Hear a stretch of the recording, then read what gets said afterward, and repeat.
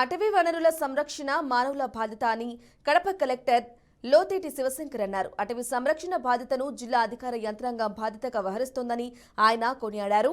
FO కార్యాలయంలో అటవీ అమరవీరుల సంస్మరణ దినోత్సవం నిర్వహించారు. ఈ కార్యక్రమంలో ముఖ్య అతిథులుగా కలెక్టర్ శివశంకర్ తో పాటు ఎస్పీ హర్షవర్ధన్ రాజు పాల్గొన్నారు.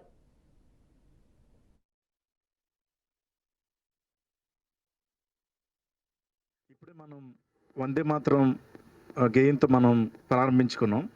మనం చూస్తే వందే మాతరం గేయంలోనే మనం సుజలాం సుఫలాం మలయజ శీతలాం సస్యశ్యామలం ఇవన్నీ చూస్తే మంచి వాటర్ ఉండాలంటారు, అలాగే మంచి ఫలాలు ఉండాలి, సస్యశ్యామలం మంచి అగ్రికల్చర్ పండాలి, సో మలయజ శీతలం మంచి బ్రీజెస్ ఉండాలి, గాలులు ఉండాలి.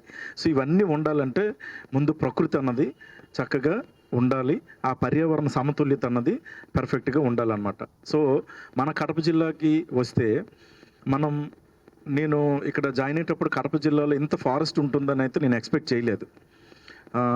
సో కడప నాకు తెలిసి మన రాష్ట్రంలో ఏ జిల్లా హెడ్ క్వార్టర్స్లోనైనా ఒక 5-10 కిలోమీటర్ల దూరంలోనే మనకి కొండలు ఫారెస్ట్ ఉంటుందని అంటే అది ఒక కడప జిల్లా అని చెప్పి నేను గర్విస్తున్నాను అనమాట. అంత మంచి జిల్లా. అంటే ఇంత ఫారెస్ట్ 35% మనం మెయింటైన్ చేయగలుగుతున్నాము అంటే అది మీ కృషి. ఇప్పుడే మనం